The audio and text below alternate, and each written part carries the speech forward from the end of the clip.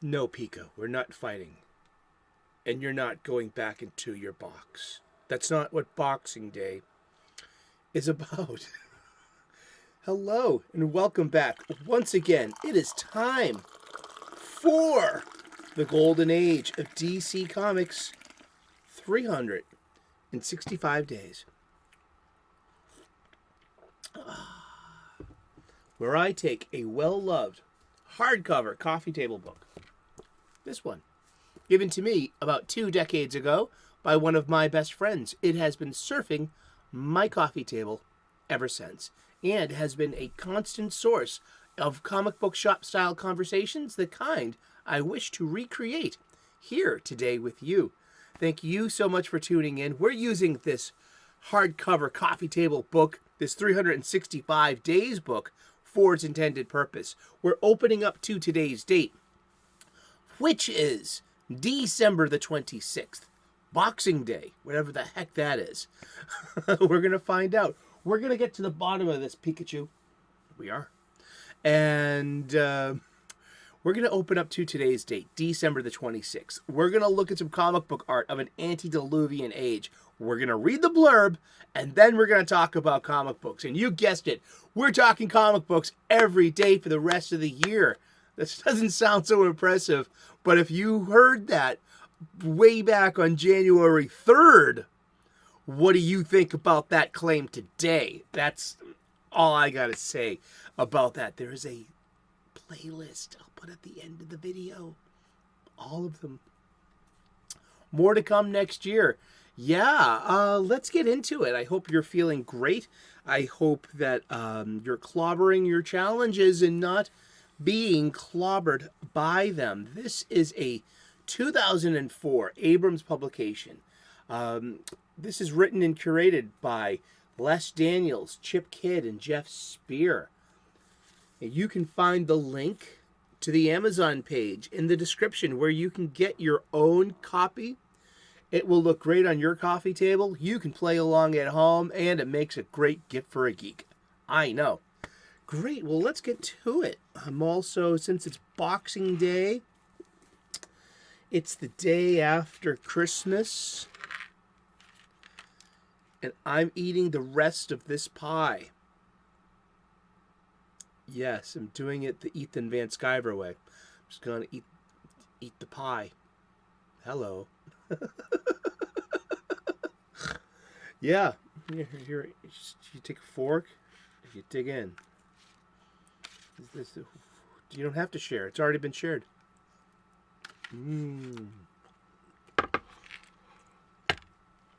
That's good.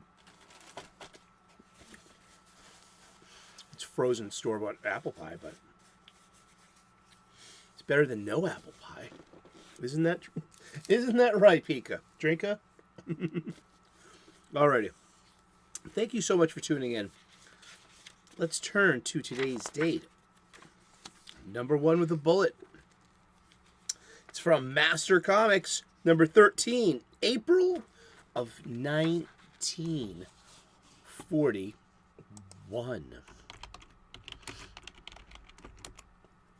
Master Comics was a monthly ongoing comic book anthology series that began its 133-issue run, cover dated March 1940 until April of 1953. During the 1930s and 40s period known as the Golden Age of Comics. You guessed it. I am reading this from the Wiki. Oh, yeah. Published by Fawcett Comics, home of Billy Batson, Captain Marvel, Shazam. It contained features starring superhero characters, including Masterman, where the heck he is, in the first 6 issues only.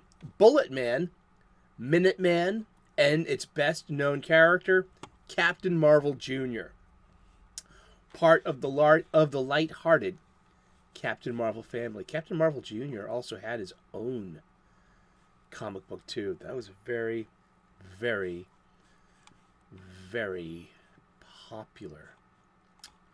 Yeah, and that is just the Master Comics. Yeah. It's got a very short wiki page. But yeah, let's get to this art. Let's look at this art. It doesn't have it. It does not. Hello. This does not have an art credit. It doesn't, no. And let's read the blurb. This story features some Asian stereotypes, but is noteworthy nonetheless for introducing Bullet Man's partner, Bullet Girl.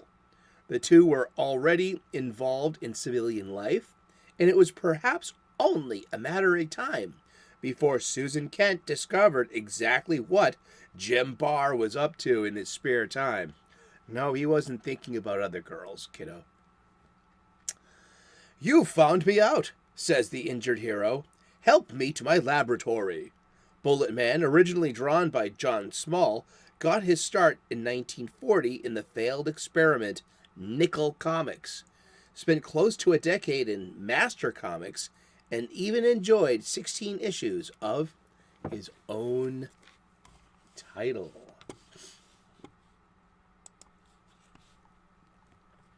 This is true. They were in Infinite Crisis. They're DC now because DC bought out Fawcett a long time ago. So here it is.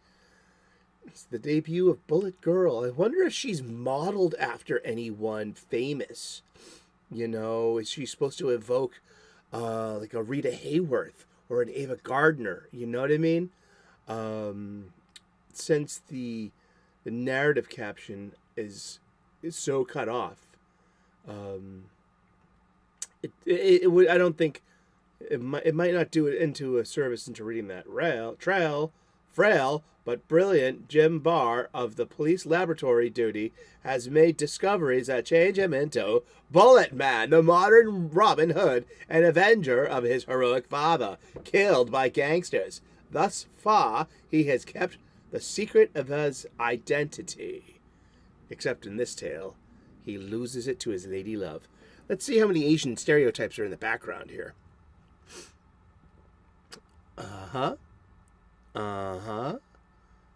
There's a clock. There's a pagoda, or what it looks like to be some kind of Asian structure. There is, some stereotypic Asian dress.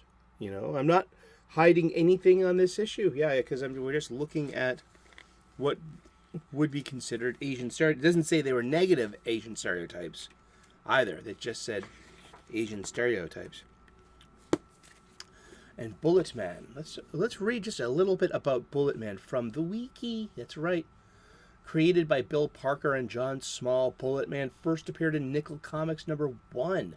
This comic was distinct from others on the market at the time because it cost 5 cents instead of 10, which was the usual cover price, and was half as long as the standard 34-page comic book, and it came out every 2 weeks instead of 4.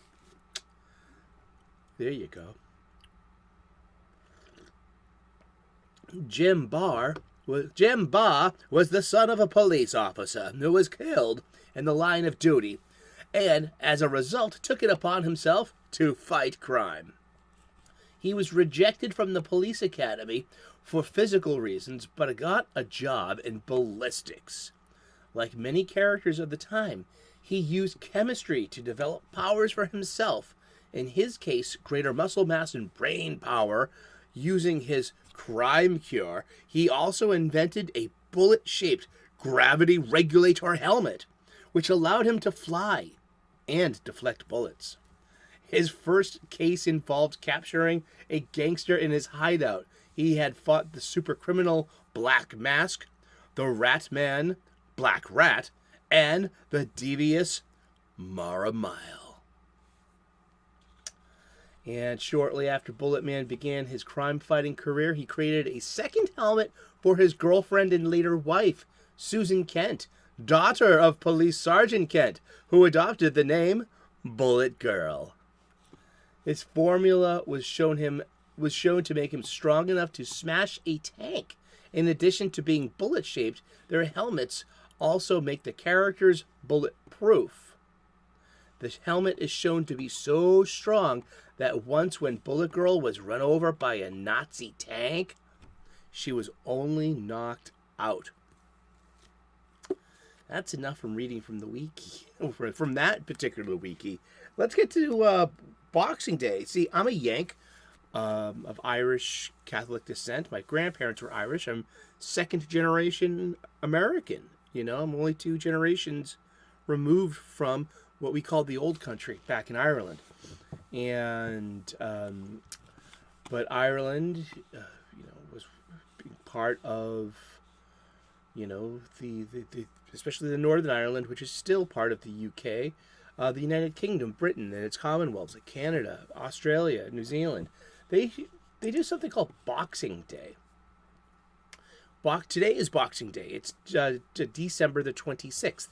Boxing Day is a holiday celebrated after Christmas Day, occurring on the second day of Christmastide, which is 26th, which would be on the 26th of December. Though it originated as a holiday to give the gifts to the poor, today Boxing Day is primarily known as a shopping holiday. It originated in Great Britain and is celebrated in a number of countries that previously formed parts of the British Empire. Please. I do voices, please. I mean, forgive me. The attached bank or public holiday may take place on the 28th if necessary to ensure if it falls on the weekend. Boxing Day is also concurrent with the Catholic holiday St. Stephen's Day, which I only know the Grateful Dead song. Do, do, do, do, do, do, do, boo, boo, boo, boo, boo. Yeah, I was never really into the Dead. I was into Fish for a while. That was fun in your 20s to follow a band around. But in parts of Europe, such as Spain, Czech Republic, Germany, Austria, Hungary, the Netherlands, Italy, Poland, Slovakia, Croatia, Denmark, Finland, Sweden, Belgium, Norway, and Ireland, 26 December is St. Stephen's Day, which is considered the second day of Christmas. Oh, so this 12 days of Christmas are after Christmas. So the first day of Christmas, my true love gives to something on the 25th. This is why I love doing this show. We find out so much. But so I'm thinking about the UK, and I'm thinking about such as specifically superheroes from other places than the United States. See, the superheroes started in specifically New York and in the minds and hands of Americans. These were like American stories. But quickly, we needed to branch out and include an international, cast of characters. And the most famous, what I'm going to say, like, there are Canadian superheroes, there are British superheroes, there are Australian superheroes, and there's even a few New Zealand superheroes. Indeed. One of the most famous Canadian superhero for Boxing Day has to be Wolverine. James Logan Howlett. Yeah, I mean, Wolverine is the knucklehead. There's also Alpha Flight. Alpha Flight is a team of Canadian superheroes. I'll just list them all off. And basically they're the current members are Aurora, Guardian, Marina, Northstar, Puck. Northstar, he was the first gay superhero. He came out of the closet, and it wasn't like really ballyhooed. It was just part of a story moment. You know what I mean? So there's some trivia for you.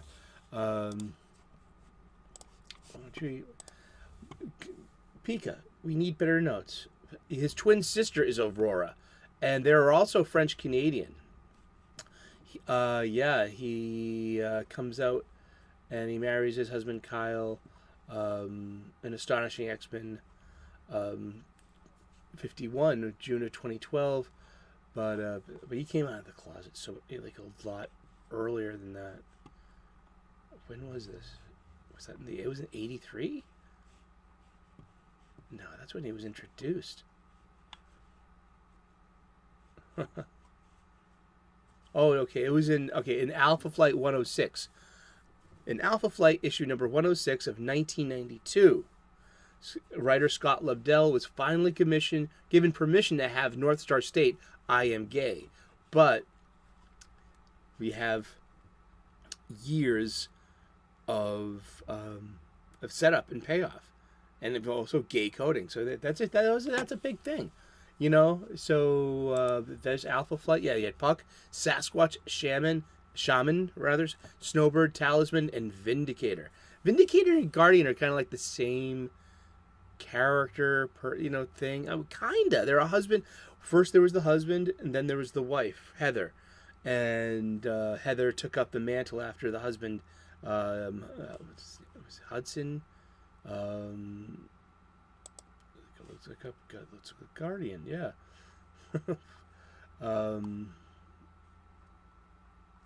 The Guardian. Jim Hudson. Yes. Sorry about that.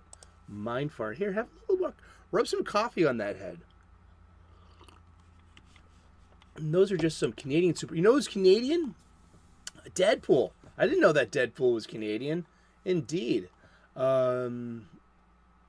This looks to me just like a bunch of Marvel. I think that Booster Gold from DC is Canadian as well. There are British superheroes. You got Captain Britain. You got you got Miracle Man or Marvel Man. There's Pixie. There's a Spider Woman. There's also Psylocke, Betsy Braddock. Yeah, there have always been a lot of British superheroes, or such as Banshee from the X-Men. He's Irish. There's Moira McTaggart. She's Scottish. Let's see, Australian superheroes. You got Gateway of the X-Men. And then there's also the original Pyro, of the Brotherhood of Evil Mutants. He's Australian. And then of course there has to be some New Zealanders, some Kiwis. And who is Kiwi Black?